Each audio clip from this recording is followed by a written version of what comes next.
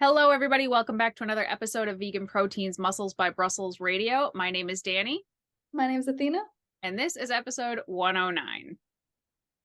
All right, everybody. Well, welcome back. We have Athena on today. You might remember her from several episodes back now. We did an interview about her story. She is one of the coaches at Vegan Proteins, and she is fantastic. And one of Athena's strongest suits, I think, is talking about mental health, actually. So she's a great coach for nutrition and exercise and all of that. But as you all know, it's really important to us. Like, even if all those pieces are in order, if the mental health part isn't there, you're going to have a really hard time hitting your goals. And Athena really leans into that and does a great job with it. And when we were coming up with topics for this month, one of the ones 𝐬𝐿𝐫𝐿 and I wanted to talk about was body image. And I said, hey, 𝐬𝐿𝐫𝐿, it'd be great if I talked to Athena about this instead of you. So, so actually we considered like all three of us being on this podcast, but we thought it would probably just be too many people. Let's get used to guests and then we'll see if we can handle 3 people. So how are you doing today, Athena? I'm doing swell. How are you doing? I've been better. So this is not going to come out till March. Right now it's the beginning of February, and I just got off the tail end of a, I don't know, 48-hour stomach bug or something very unpleasant. But Love that. Gave me an excuse to get out of bed, where I've been working from for the past 2 days. I mean, not very far. Like, I can see my bed from here because I'm just in the closet. That's usual. But yeah. So you just got back from a trip to Europe. How was that? That was amazing. I went to see my friend who lives there, and we went to Amsterdam, and then we just went back to Germany to hang out. I think for anyone else, that probably would have been a very boring trip because, I mean, the Amsterdam part was fun because we explored a lot, but once we were back in Germany, we basically stayed in her apartment the entire time and just hung out and caught up because we hadn't seen each other in so many years. So it was really nice, though. And there's so many vegan options in Europe. Anyone that thinks it's scary to go to Europe because they're afraid of not having vegan options, they're everywhere. I was getting mad watching your stories with how many vegan options there were in Europe. For example, you posted you were at a Dunkin' Donuts in Europe, which is native to Boston. Like, it's native. My little cover fell down. It's native to where I'm from. And they didn't even have soy milk until a couple of years ago at Dunkin' Donuts. They were so adamant that they were not going to introduce anything plant-based. And then you're in Germany eating a goddamn vegan donut at Dunkin' Donuts. And I was just livid about it. Happy for Germany, though. Good for them. Great. Yeah, Germany and Netherlands had vegan donuts at Dunkin' Donuts, and they had many. It wasn't just like a couple. Like, they had like at least 10. And then there's also the McVegan at McDonald's. The fries are actually vegan there, not dipped in beef fat or whatever is here. Yeah, that's it. It's just really, I've never been to Europe. Hopefully, knock on wood, I think we're probably going to go to the UK this year. That's word on the street is Vegan Proteins might have an appearance in the UK later this year. So we'll see if that pans out. But yeah, it's crazy. You know, my mom, obviously she grew up in Massachusetts. She has not traveled a lot. And when I tell her like where we live is one of the least vegan friendly places that I've ever seen, she's like, how is that possible? And I'm like, I don't know what to tell you, Mom. There's better vegan options in Austin, Texas. And she's like, how could Texas possibly have better options than, I'm like, they do. I don't know what to tell you. Like, we are so behind the times. It's insane. So can't relate. Anyway. Yours is nice. But that's not what we're talking about today. Today, what we're going to be talking about is body image. And that is a huge topic of conversation, really across kind of any industry, but I feel like especially in the fitness industry, in the health industry, this is a real, it's just a huge topic. You could break it up into a million little topics, but for today, I have no agenda. I have no specific talking points. I have no questions. I basically just want to have a conversation about body image as it pertains to fitness and physique goals and things like that. So first of all, what is body image? I think defining that in the first place is pretty important. Body image. Okay, body image. What would I define it as? I would define it as how you view yourself, how you view your outer appearance, how you view your physique. Very different than, of course, like your inner. It has nothing to do with how you feel about yourself on the inside. It's all about your appearance and how other people view you, how you view yourself. That's how I would define body image. Um, yeah. That's pretty close to what it looks like the definition actually is. I looked up the actual textbook definition of it before we started this, and it says the American Psychological Association defines body image as, quote, the mental picture one forms of one's body as a whole, including its physical characteristics and one's attitude towards those characteristics. And then the National Eating Disorders Association describes it as it's how you see yourself, how you feel about your body and its shape, and how you physically feel in your body.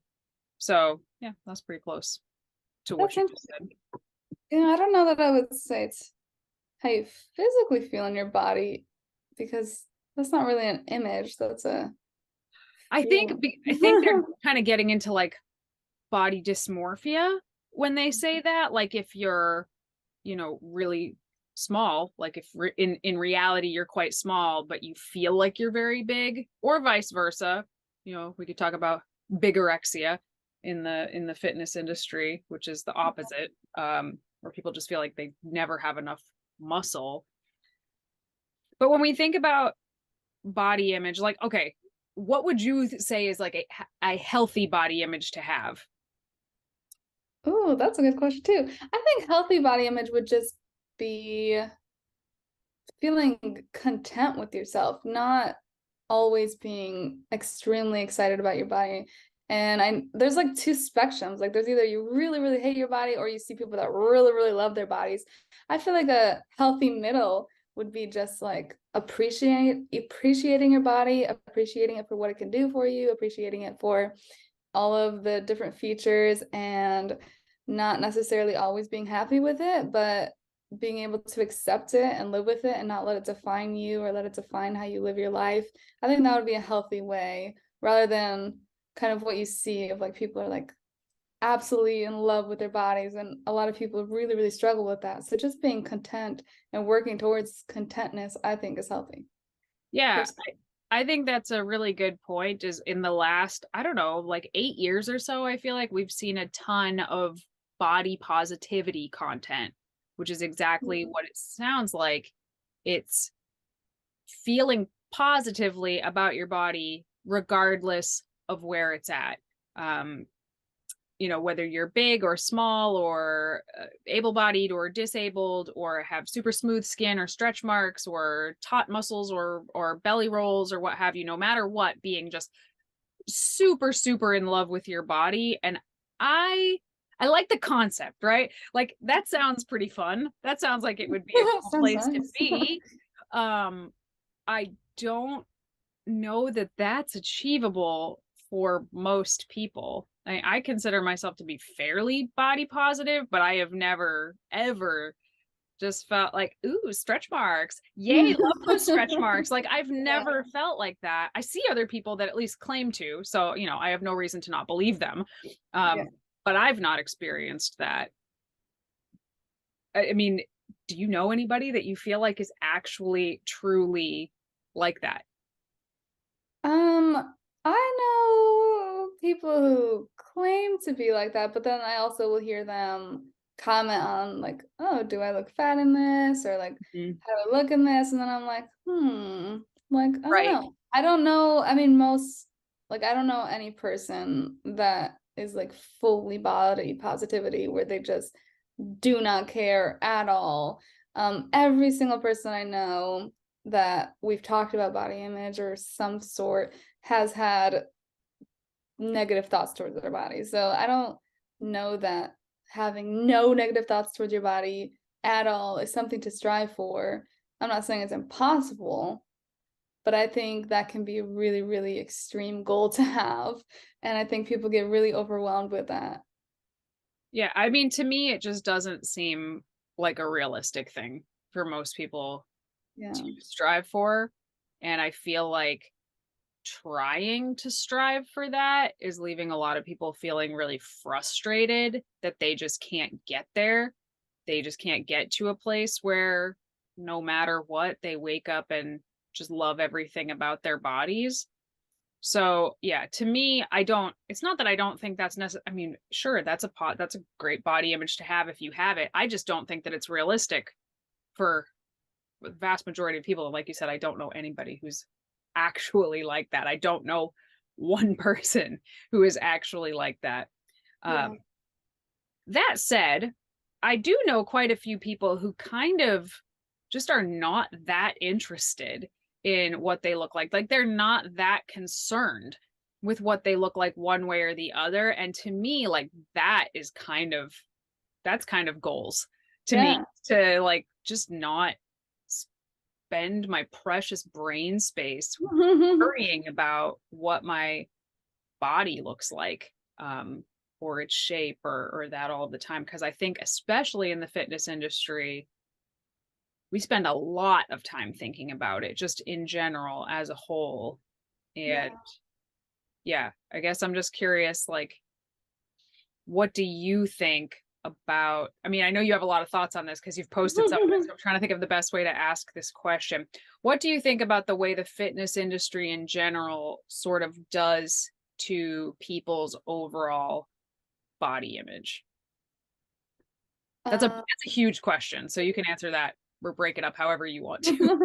I think that is a big question. I think it's a hard one because it's something that is very individual, of course, but I think in general, the fitness industry is very much all physique based. It's all look based, and rarely is it discussed of, I mean, there are people who have goals that are, of course, just feeling better and wanting to be able to function better, but typically the people who are getting the most views, the people who are getting the most attraction are the ones that are showing their bodies, who have these ideal, subjectively nice bodies. And I think that can be really, really heartbreaking for many people. I don't know another word for that, but it can be really hard to see for a lot of people. And you can say like, oh, just don't look at it or whatever, but it's not a new thing, like with the fitness industry or with body image in general. Body image has always been a problem in terms of the way they display them. Like back then, it used to all be magazines, and people would strive to look like the models in the magazines, and now we're striving to look like the people on Instagram. And I think people put such an emphasis on looking like these other people when those people don't really look like themselves anyways. I So just recorded a video about that. Like that's what the video is going to be called. Like it's not edited. Might be out by the time this podcast comes out, but it's literally called "She Doesn't Even Look Like That." And in the video, I take a picture of myself, and while I'm talking, I'm face tuning the video to look completely different by the end of the video. yeah, people are But editing everything. So it can be really devastating on someone's mindset because they don't even know what realistic expectations are for fitness. Everyone has these ideal expectations because that's all they see on Instagram. But realistically, progress takes a lot more time than they show. And it's usually not going to be the end result. Or if they get to the end result, they're probably not going to be very comfortable there for long. yeah, that is super, super true. And your genetics does play a role. Like what you are able to achieve is going, your genetics are going to be the foundation of that. And I think we're doing a podcast soon about figuring out what you like, respecting your own genetic ceiling. But not to say you can't make great changes regardless of what your genetics are. But if let's say somebody has really narrow rib cage and it gives them this teeny little torso, if you don't have a narrow rib cage, there's nothing you can do that's going to emulate that. It's not going to happen. That's not your bone structure. You know what I mean? A little indent on your upper abdomen. That Yes. makes it too. Yeah, little things like that. Sometimes you have it or you don't, and that's a really hard thing to wrap your head around in an industry that is built upon changing yourself. That's what the fitness industry is about. It's about changing and theoretically improving yourself. Whether it always does is up for debate for sure. But you bring up a great point. Like body image and comparison is not new. It's been around probably since the beginning of time, certainly since the beginning of photographs, right? But I think that pre-social media, people could kind of wrap their head around like, oh, those are models or those are actresses. Those are the elite and the few. Mhm. Now, with Instagram and TikTok and social media, you could just scroll forever seeing hundreds or thousands of just absolutely flawless looking physiques. And suddenly it doesn't seem like it's just this tiny little bit of elite people. Suddenly it feels like it's everybody but you Yeah. looks like that. And these are not super famous A-list movie stars. This is just like random so and so you've never even heard of before on TikTok. So I think that it's a lot easier to feel less than now than I think it even was when I was a kid, which was when like, heroin chic, which is a terrible terminology, was like all the rage, right? That's what everybody was after. And I thought it was like pretty bad then, but now you're not comparing yourself to Ally McBeal on TV. You're comparing yourself to every freaking person that you see on the internet, which I think is really detrimental to a lot of people's mental health. Yeah, absolutely. I think one of the most just widespread human feelings in general is self-loathing and not feeling good enough, not feeling like you've accomplished enough, not being happy with anything in your life. And I think that's something we all share and we all feel behind in some way or the other. Like, oh, I don't have as much money as this person. I don't look as good as this person. I'm not as strong as this person. And we all share these feelings and we don't recognize that it's just a communal thing. Like we're all experiencing this together, but we all feel so alone with this feeling. Mm-hmm. Um, and it's also interesting because when it comes to body image, we all have a different ideal of what a good body looks like. So, like, I could ask you, what does your ideal physique look like? And that would probably be, or could be, completely different than what I would say or what someone else would say.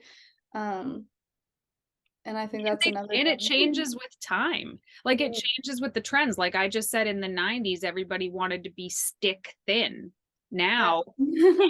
so back, I mean, you're younger than me, but back in the 90s, if you told a woman that she had a fat ass, there was literally nothing that you could say that was more insulting to somebody than, does this make my butt look big? Yeah, it does. That's like the worst thing you could say to somebody.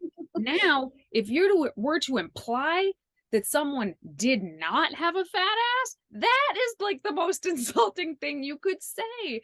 And it just like bodies come in and out of trend, and that in and of itself is insane to me.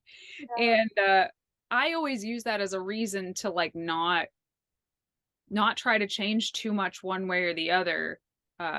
Example, when I was a kid, I had very bushy eyebrows, and if anybody does remember the 90s, people plucked them within an inch of their life. They were just like a line. Why? Yeah, I mean, I never got it then, but regardless, I got made fun of a lot for having bushy eyebrows. By the time I was like 20 years old, people were like, oh my God, how did you get those eyebrows? And I was like, what? Like, what is happening right now? You guys tortured me for this for years. Now suddenly it's like in vogue. And then they got way bushier than my eyebrows ever were. But you you can't lean into the trends too far because you're just going to kind of lose the thing that makes you you. That's how I feel, and I know that's easier said than done, and I'm old enough to not give a shit anymore, but when I was younger, I would have been much more tempted to try to fit whatever that mold was in that moment. Yeah. And I think, yeah, that's what I think a lot of people struggle with is everyone's just trying to fit into a mold that is just not attainable. Um, let's talk some statistics that I have written here. Yeah, go for it. 9% of the US population, or 28.8 million Americans, will have an eating disorder in their lifetime. What That's a was the lot. percentage? I talked over you. 9%. 9%. 28.8 million. Yeah.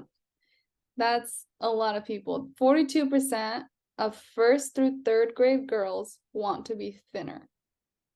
81% of 10-year-old children are afraid of being fat. 81% of 10-year-olds, little kids, 10 years old, I just hate that. Eating disorders are among the deadliest mental illnesses, second only to opioid overdose, and above 26% of people with eating disorders attempt suicide. I think the biggest one that stands out for me is 81% of 10-year-old children are afraid of being fat.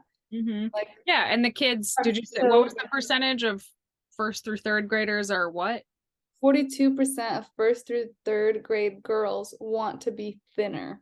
That's terrifying because in first through third grade, you're supposed to be growing. Yeah. You're in active growth phase. And when I hear this stuff about kids, it makes me really angry at adults, actually, because they only know what we teach them. Kids, especially like young kids, they're just parrots. They just repeat what they see and what they hear. Yeah, they're little sponges. And it's not just what we say, it's the media that we let them see or hear, and we need to be really, really careful about that. And I know that when I was a kid, like that age, the generation older than me were relentless talking about their bodies and what they needed to change, and you know just saying shitty things about themselves. And then when I came, like, I don't know, 12 or so, I remember being at dinner with one of my aunts and she was like, looks like you got the Taylor pores. And I was like, and I went to the bathroom and cried. Like, she's talking about my pore size at 12 years old. And all of that stuff has really stuck with me. I don't know. Did you have any experiences like that when you were a kid? I would say, I think the biggest thing that always stuck with me is, like, it seems so simple, but people asking me, or like family members asking me if they look fat in this outfit, or like, does this look good on them? Because it's like, it's one of those things that most people do. Like, how do I look in this? Like, do I look fat? And it's like such an uncomfortable question, first of all, because Right. I'm never gonna say yes. But it's also just like, it's one of those things that you absorb as a kid, and then you start to think like, oh wait, they're worried about if they look fat in their clothes. Should I be worried if I look fat in my clothes? Like, Right. it seems like such an innocent question, but it has an effect, because then that person is now worrying about how they look in their clothes. Yeah. Yeah, that's true. And then a lot of the women that were older than me in my life were just like perpetually on a diet. Like, they were always dieting. So if we were out to eat, you'd be like, "Oh, do you want to have blah blah blah?" And they'd be like, "Oh, I can't have that," or "Oh, I shouldn't," or "Oh, I'm being so bad having this right now." Yeah. That sort of thing, that really sticks with kids, and you start to learn as a kid, like, "Oh, eating French fries is bad. Why is it bad?" And then, you could talk about what is or isn't like more health promoting, sure, but they were talking about it in the context of gaining weight, basically. And yeah, kids absolutely learn that. And now that we have Daisy and Desmond, I mean, Giacomo and I are fitness professionals. We talk about weight and calories and stuff pretty regularly because it's no big to us. This is what we do for a living. Now that Daisy and Desmond are here, there is none of that. We do not talk about any of that in front of the kids anymore. We don't talk about, I mean, we'll talk about foods being healthy, like, ooh, you got to eat your broccoli because broccoli gives you muscles or whatever at dinner. But it's not like, oh, if you're good, you're going to get a treat. Like, we talk about food like it's a reward for things, which is a terrible thing to instill in kids. We don't talk about our bodies at all, other than like, wow, you're looking healthy and strong. Like, that's it. that's as far as we go with that. And Daisy the other day, she was like telling a story. She was making up a little story about something that wasn't even real. But the point of her story was that some character in the story was fat, and that was funny. Like, that's what she was getting at. Like, oh, ha ha ha, and this thing is fat, ha ha ha. And I was like, that's not funny. Why would that be funny? And try to have her tell me why it's funny. And I know why it's funny. It's because a lot of the cartoons and stuff she's seen, that's the joke. Like, that's the whole joke, right? Oh, this thing is fat, ha ha ha. Right? Little tiny things we don't even realize are sending these messages to kids, make them realize they don't want to be the butt of the joke eventually. So they better not get fat because that's the butt of the joke. It's scary. And I think we should all be conscious of the media we're consuming, but like, holy crap, do we need to be conscious of the media that our kids are consuming? Yeah, it's honestly a big shame the way society puts such an emphasis on how much fat we have or don't have. It's like no matter what, you can't be perfect. If you're too skinny, you're too big, you're too this or that. It's really sad, especially being bigger. I think that's the biggest one, that it's just like if you are a certain size, then you are automatically lazy, you don't try enough. Like there's just such a perception of these people, and it's really unfortunate because most people who are like extremely obese, it's not, there's like so much mental Yes. happening with them that like it's just sucks because it's like the people that are like anorexic and have like bulimia and those kind of mental illnesses, they are treated much differently than people who are obese. Yes. And for some reason, we care more about one spectrum than the other.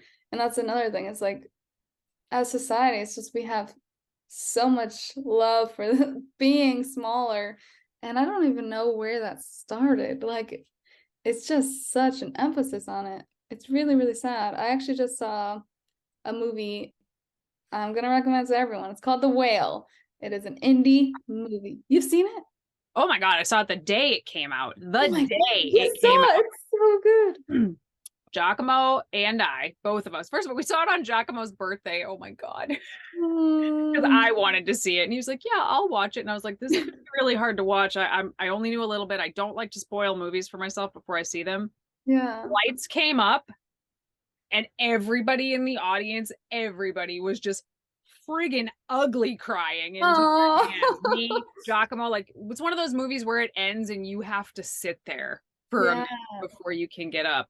But it was, I thought it was like close to a masterpiece. That's how I I thought agree. it No, was. I agree. I called it a cinematic masterpiece when I left. It was the most beautiful movie. And just so everyone else understands why it relates, it's because it's about a bigger person, but it also shows all of the hardships that person went through and why they are the way they are. It's not because they're some lazy person. They went through such a hard life and they've gone through so many struggles. And it just kind of shows that side, which most people don't see and most people don't understand. And people that even do understand can still be kind of cruel. But I think it was, yeah, a cinematic masterpiece. Absolutely. It was really amazing, very helpful to understand obesity to an extent. Yeah, and just like almost anybody that's kind of sunk themselves into a dark hole that they can't get out of, even if it's Yeah. a different vein. But I know there's been some backlash, like, oh, Brendan Fraser wore a fat suit for it, and that is insulting. But honestly, I don't think they could have found somebody who was that size to do the role Yeah. anyway. So like I totally I'm on board with the way that they filmed this movie 100%. But what I really loved about it is it wasn't a joke, you know? He wasn't the butt of a joke. He was a fully fleshed out character with a full range of human emotions and experiences and all of that. And I think a lot of movies that I saw growing up and probably you saw growing up, if there was an obese character in it, they were very one-dimensional, fat, lazy, slob, funny, right? Yeah. Like that's I mean, I can't, there's so many movies I can think of right now where that's that character, period, end of story. And this was not that. And I thought it was really great. And if Brendan Fraser doesn't get an Oscar, I say we riot. That's what I say. I do concur. It's also a very relatable film because it touches on so many different topics, so many different areas of life.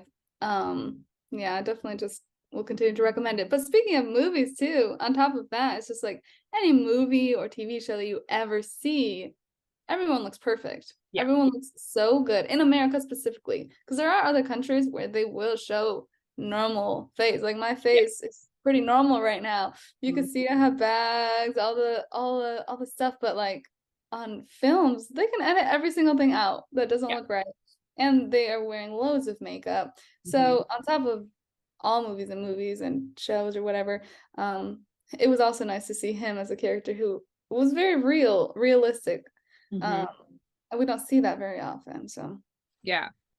I in another life where I'm not a fitness professional, I own a vegan bakery and I do commentary on movies. So I have to be careful because I could just talk about movies all day long. But I do recommend that everybody see that movie. But also be prepared to like have your day ruined because Yeah. it stuck with me for several Damn. days before I like kind of felt normal again. I think But it was really good.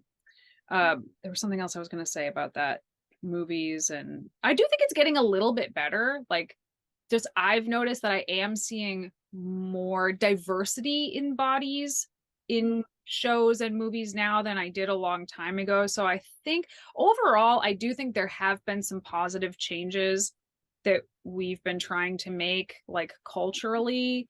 That dancing show, I forget what it's called, but that dancing show about Lizzo and her dance crew. Do you know what I'm talking about? no, but I know of them. One of my clients recommended the show to me, and I don't have cable, so I didn't watch it, but I watched some clips of it. And basically Lizzo, a lot of people know her. She's a bigger girl. She's a incredible singer, flautist, dancer. Like, she's very, very talented, and her whole dance crew behind her, she specifically wants kind of girls that look like her, so they're bigger girls. And a lot of times when we think, obese women, which, very technically Lizzo is, we're not thinking like, oh, I bet you that girl is a sick dancer, right? We're not thinking, I bet you that girl could run circles around me with her athleticism. But I watched some clips of this and I was like, holy shit, like these girls can move. And it was, I mean, I don't think that that's the norm. I mean, I don't think most people can dance like that regardless of their body size, but it was just interesting. It's almost like your brain has a hard time putting it together, like, wow, that's not a thing I thought I'd see today. But there Yeah. it is. Like, it's really cool. And I don't think that show would have made it to television 10, 15 years ago. Yeah. So Things are definitely changing, but of course, just in general, it all affects our body image. So it's cool that they do have those kind of shows that are hopefully helping people improve their self-image in general. Because yeah, it's a really, really sucky thing. I think the problem isn't people need to recognize, or I would appreciate they recognize that their body isn't the problem. It's not your body. It's not my body. My body's fine. Your body's fine. It's your body image. It's how you feel about your body. I mean, unless your body, no, I was gonna say unless like your body just isn't physically capable of doing the things you want, then that's just your physical capabilities that you want to work on, but it's still not your body. That's the problem. It's how you see your body. And I think that's something that we can all work on. And I think in terms of like wanting to have better body image, I think a lot of people want it and they just want it and that's it. It's just like, well, I want a better body image. And that's kind of where it ends. Like, oh, I wish I felt that way about my body. But nobody actually puts in the work to improve their self-image, to improve their mental image. And I think that's something that a lot of people are missing out on, because I think everyone, of course, wants to feel better about themselves. But then you ask them, well, what are you doing to help yourself? What are you doing to work on your body image? And it's like, nothing. Yeah. And you know what I think, and I'm curious to hear your thoughts on this. So before I say my thoughts and what I experienced, how did lifting weights and getting into resistance training, like how did that affect your body image, do you think? That's a good question. I feel like it had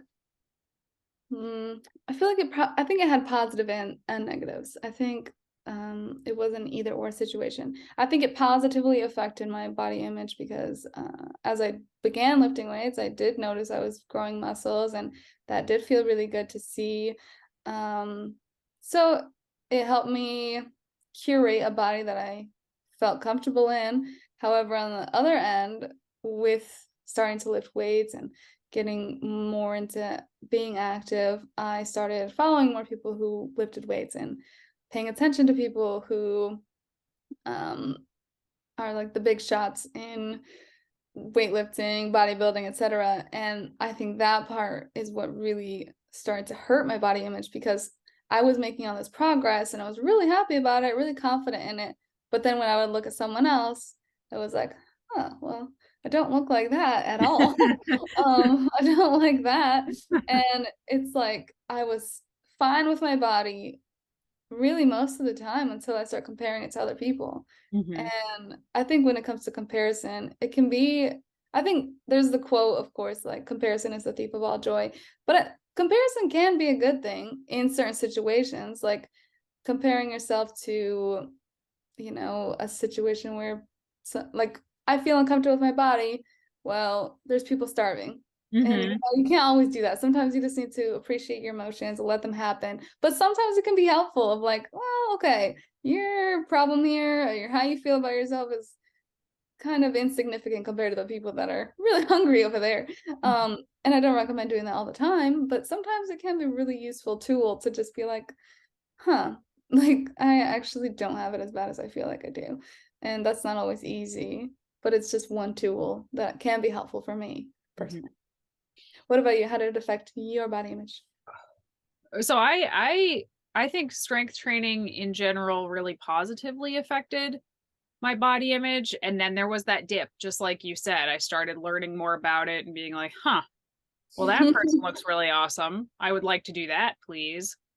And then I did.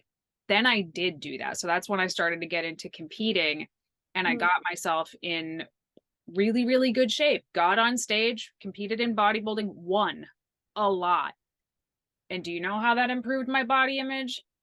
Zero. Nothing. And that's when it started to occur to me, oh crap, my body image has nothing to do with my body. Like if I'm stepping on stage with some of the better natural athletes in the world and I'm winning and I still come home and go, nah, I don't like the way this looks. I don't like the way that looks. Like it's not my body, it's my brain. And that was a huge wake up call for me. And when that happened, I don't recommend this route for everybody because getting in that kind of shape is really, really brutal and has all sorts of implications. But for me, once I reached that point, then I started to appreciate all the positives of being in a bigger body and how both ends of that spectrum, whether I'm at the top end of my weight range or the bottom end of my weight range, they both have value in their own unique ways, and that I can appreciate my body at whatever state that it's at, even if I'm not always super, super into it. But just that the unfortunate realization of reaching a really huge physique goal and realizing that I didn't feel any more confident in myself than I felt confident in my ability to achieve something. It gave me that, but it Yeah. didn't actually make me more confident in my body Yeah. was before. I was still just as self-conscious walking around in a bathing suit then as I was 40 pounds heavier. Um, so it had nothing to do with what I actually looked like. And I think that, if I could just say that to somebody and have them just believe me and skip that whole middle part, I think that would do a world of good for people. But unfortunately, like as a species, I feel like we always need to learn everything the hard way. Yeah. Okay. You do learn the best lessons sometimes. Mm. The hard way. You remember them, that's for sure. Do you think that if you hadn't gone down that social media rabbit hole, do you think that maybe it just would have been a purely positive trajectory with strength training? It's a good question as well. I I don't think so. Just because it's not only social media, it's also the things I've been told my entire life and the things that I've always thought about myself, and also the other things that you see. It's not only social media because there's also people at the gym that you can compare yourself to. There's people on TV that you can compare yourself to. There's always going to be people that you can compare yourself to, and that can really be a downer. But I think, yeah, I think no matter what, I probably would have gotten to a point where I was like becoming more self-conscious again too. Um, and I also recognize that that's pretty normal. Like, unfortunately, it's a sad reality, but it's honestly a really normal one. And I think our goal every generation is to continue to try to improve that image just a little bit. And just recognize that we are more than a beauty standard. That's not all that we have to live up to. And just noticing the shame that we feel around ourselves, I think that's really important first step as well. And not like beating yourself up about it, or like because the thing is that people go through a cycle of like, they don't like their bodies, they don't like what they're seeing, and then they start to shame themselves for not liking it, like, and that's just like a really, really hurtful cycle, and it's not going to help anyone to get to the progress that they want anyways, if you're always beating yourself up. And yeah, that's what I had to say about that. Yeah, no, I definitely, I do think that that's true. And it's, you know, I also think it's kind of like a primal instinct to compare yourself to other people. Like sometimes you get mad at yourself for comparing yourself to other people. But if you think back to like the caveman days or whatever, listen, if you were the slowest person in the pack, you were going to get eaten by a bear. Yeah. You know, so you had to be comparing yourself to someone else because you needed to be faster than them. Or like if you were too weird and too different, the tribe may not accept you and then you would die on your own. So Yeah. I think that there is actually like the lizard part of our brain that makes us feel like we need to fit in for survival, even Yeah. if that's that's not necessarily true now. I mean, yes, I feel like people do need community in some sense, but because your tribe, if you will, is not the 10 people around you anymore, you have access to the entire world through the internet, so no matter how weird or different you are, you can find a community. Yeah. But I do think like when you feel those pulls of comparison, there is a reason for it. Like Yeah. there's a deep seated reason why we do it, but you know, we are more evolved than that at this point, and you want to be able to sort of logic your way out of that mental pretzel if you can do it. Yeah. And I think biologically, I mean, I haven't done much research on this, but biologically, you'll notice, or first, I think most people notice that the older people get, usually they stop caring about how they look a little more. Like as people get older, they stop caring. Not to say they stop caring completely, but they usually stop caring to an extent, especially compared to like how young we are. And I think biologically, a part of that is that we are programmed to mate and to reproduce. And so there are some biological things of wanting to look good so that you can find someone to mate with and reproduce with, subjectively good, by the way. Yeah. But I just like to put that out there. And I think that can also be a part of it. But I like this quote a lot of, my body is an instrument, not an ornament. That one really sticks with me because it's like, I think if we focus more on what our bodies are capable of, we would be able to appreciate them a lot more, and recognizing that they're not just to be looked at. They are for so many different things, and they're so much capable of so many different things. Walking, picking my arms up when I need to. There's just so much that we Digesting food properly, as I learned the last couple days. That was a nice reminder. Like, yeah. oh, I'm so grateful that most of the time my body just digests food like normal. Yeah. There. Because, you know, sometimes it doesn't. And that's a good reminder of like how much work your body is doing sometimes without you even knowing it. Yeah, like breathing, it's not something you think about. You just do it. Your body's taking care of you. Yeah. Yeah. What are, I think some things we should talk about is, what are things we do to work on our own self-image? I think that is helpful for everyone. Yeah, that's a really good question. Do you got one? Go ahead, I'll think of one. Sure, yeah, we can take turns. I would say one thing I do, specifically social media related, is I don't follow people that make me feel unconfident, I guess is how I would put it. I don't blame the person. It's not the person's fault. Like people, I don't ever want anyone to feel shame for what they post or whatever it may be. But if it brings up a feeling of uncomfortableness, or if it if it brings up feelings of envy, I don't follow the person. I will unfollow them. Not specifically like my friends or anything, like, but like models, like people who I don't need to keep my life via social media because I'm not close with them.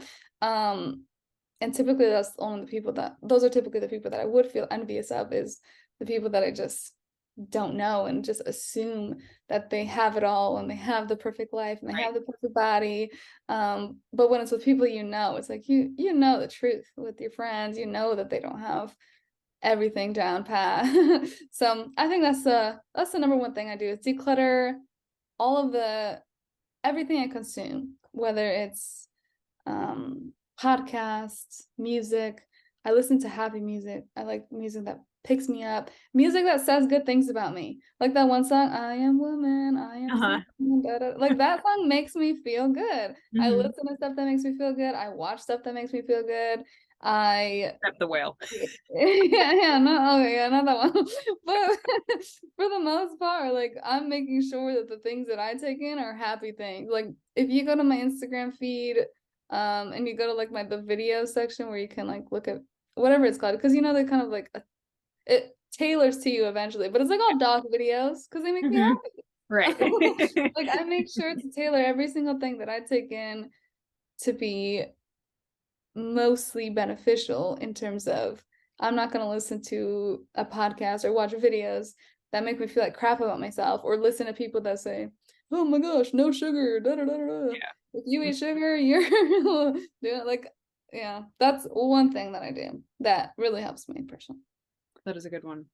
And I agree with that. I also do very similar things. If I start to notice something is starting to make me feel not good when I'm watching it or listening to it or whatever, I just mute it for a while. And then if it comes back and it still feels bad, then I just will unfollow or unfriend or whatever. Yeah. Something else that I do, so we all have an inner dialogue, right? I mean, I guess there's some people that don't. I just read about this recently. I've heard about What? that. What do you think all day? But most of us have an inner dialogue, and a lot of times that voice is not super nice. We can catch it saying really not nice things to ourselves, but because it's in our head, like we don't really think twice about it. But one of the things I like to do is imagine. So before Daisy was born, I used to imagine that I was saying it to me when I was little. Like, would I ever have said that to me as a 5-year-old? Like, if the answer was no, I probably shouldn't be saying it to myself now. Now I try to imagine myself saying that stuff to Daisy. And that's actually even harder, believe it or not. And if I wouldn't say it to Daisy, I shouldn't be saying it to me. And it's a tough one because it is in your head. So, you have to get really used to catching it and asking yourself that question. When I very first started doing this, it was a long time ago, probably more than 10 years ago now. I literally probably looked like a crazy person, but I kept a picture of me as a kid at my desk so that I would see it regularly. And just that would help me catch, like, would I say that?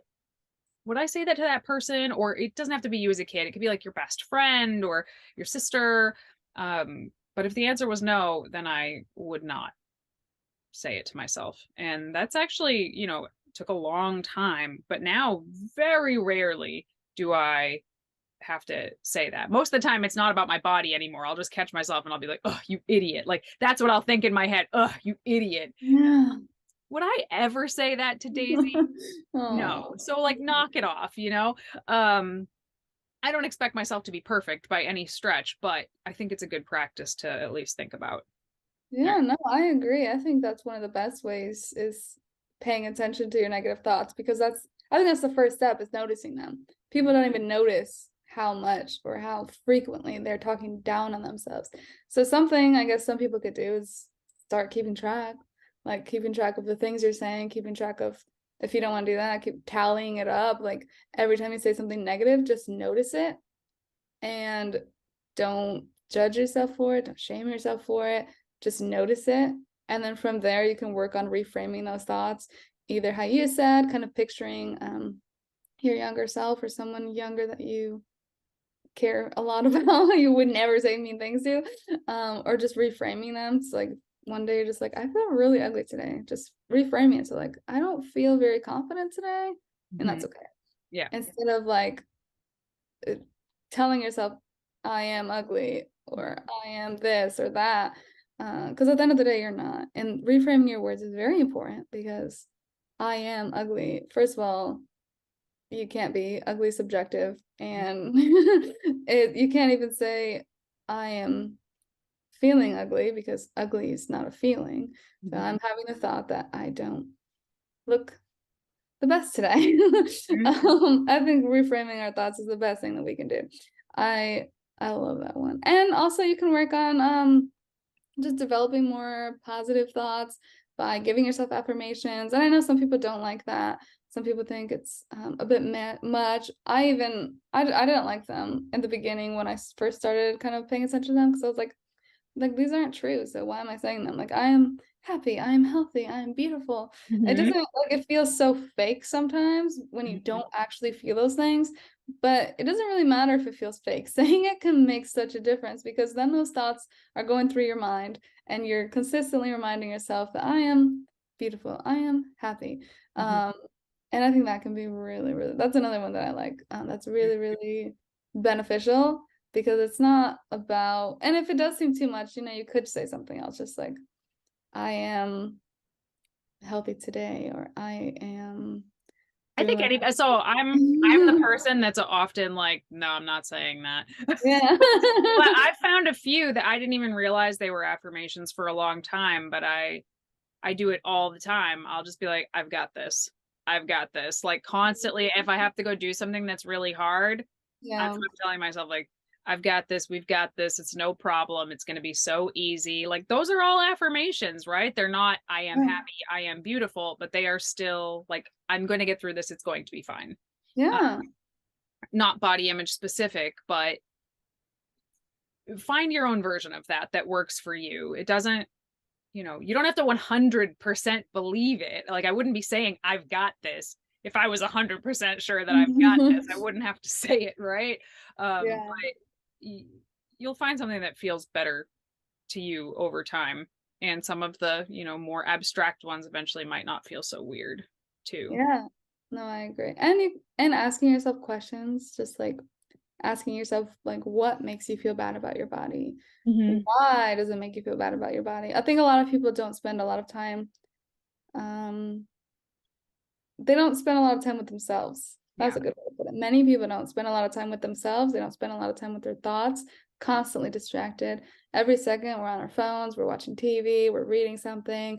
When we're eating, we're reading something. When we're with people, all we do is talk. Nobody spends enough time to actually hear the thoughts in their head. Most people don't spend enough time journaling, which I don't do, but I do spend time in terms of like meditation or other forms that can help me see and give me some clarity on the thoughts that I'm having. And just asking yourself, like, what people are making you feel bad about your body, and why is that? And then you can actually start working. These are ways to actually start working on your confidence and start working on having better body image, because you can't really work on things that you have no information on, or what's actually causing the body image feelings. So I think that's a great way to start as well, on top of everything we've already said, of just kind of being more curious, like, where is this coming from? Why do I feel this way? I think that's a great way. Someone could journal about it, they can just think about it, meditate on it, whatever it could be. I think that one's one of my favorite tools of trying to like why do I feel this way? It's like, oh, because that guy said this. So okay, why do I care about his thought about me?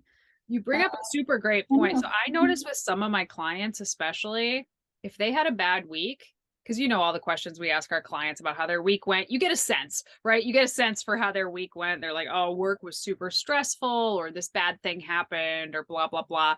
And then later in the check-in, they mention that they've just been feeling really bad about their body. And over time, you start to realize, like, a lot of times when we're feeling bad about the way we look, it's actually we're feeling bad about something else, and we're just taking it out on ourselves and on our bodies.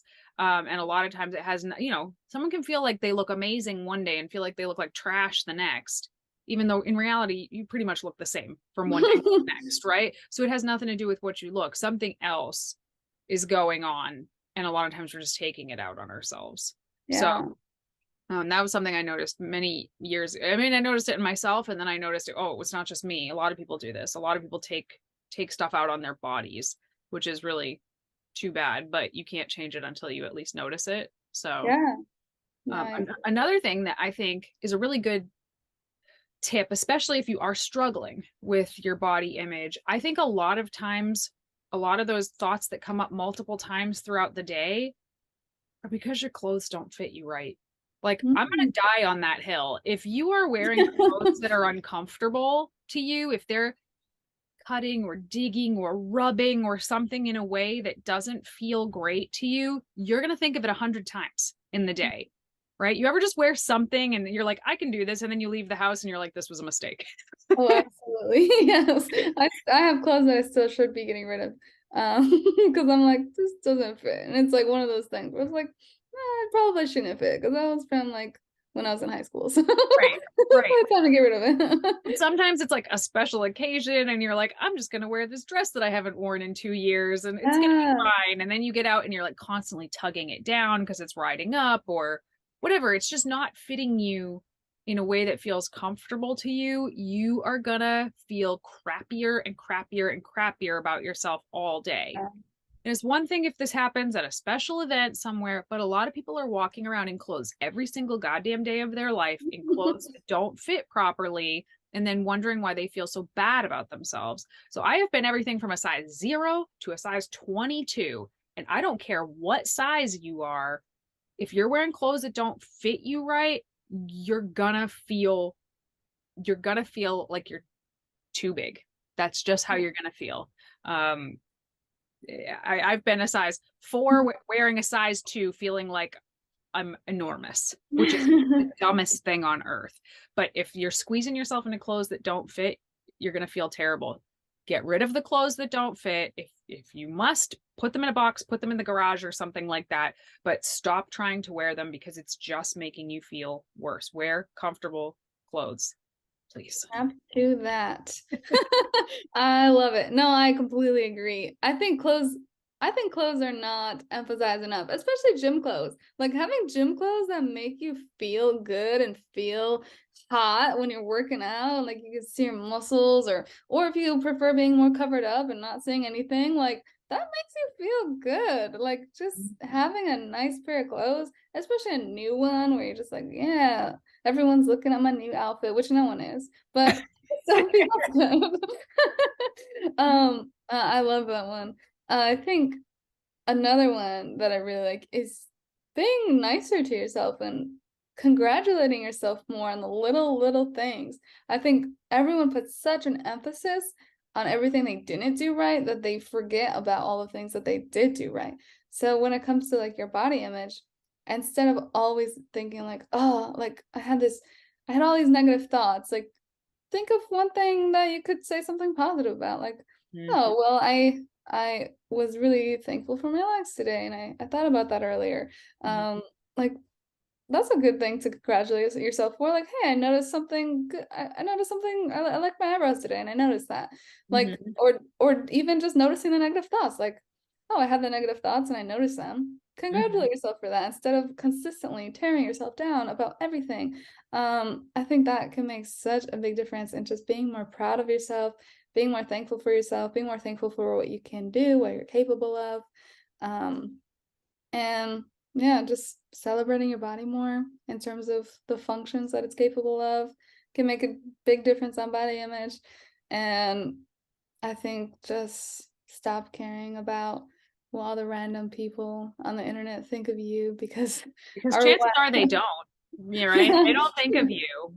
They don't think of me. They don't think of Athena. Like people are busy dealing with their own stuff.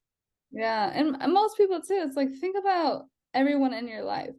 Think about every single person in your life, and think about the judgments you have towards them. Like, are you the people that you love, or the people that you don't? Like, does their weight bother you? Because I can't think of one person and I know a wide range of people that are extremely small and extremely bigger, and it's like I don't care. Like it does not affect me.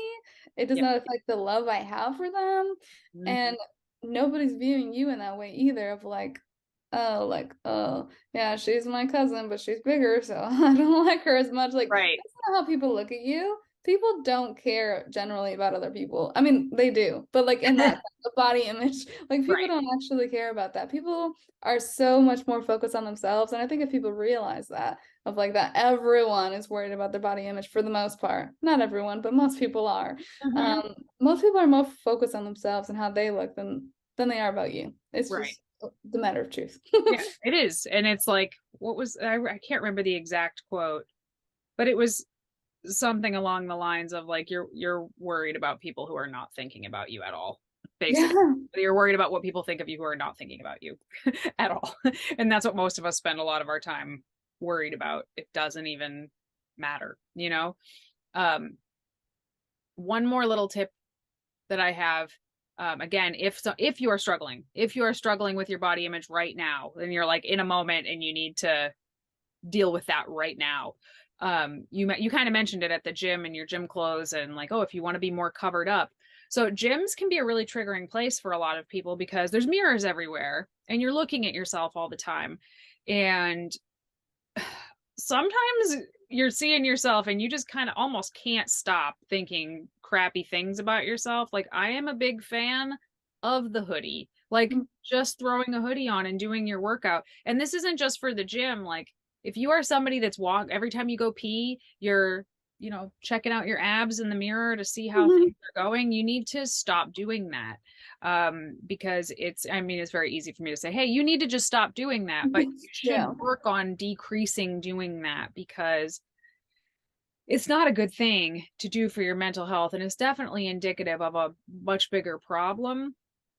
And we can say that when you're going into the bathroom, like, okay, that's just straight up body checking, but a lot of what we do at the gym is body checking, just because there's mirrors everywhere. So even though the gym is a place where a lot of people almost feel sort of pressured to work out in very little clothing or very revealing clothing or very tight clothing, which I'm honestly very comfortable in, like leggings and a sports bra at the gym. But there are some days, particularly after a contest prep for me, when I am actively gaining weight very quickly, which I know I need to do and I'm doing it on purpose, but it's still not fun to watch. And to this day, if I'm in that situation, I'm gonna wear a hoodie while I'm doing that, because I can protect myself from myself for a minute. And I think that if you're catching yourself doing that, I have clients that go through periods where they just cover the mirrors in their house until they can get through a rough patch. And some people might say that's like avoiding the problem, but sometimes I think that's just a tool to get through the worst of a problem with as little like self-harm as possible.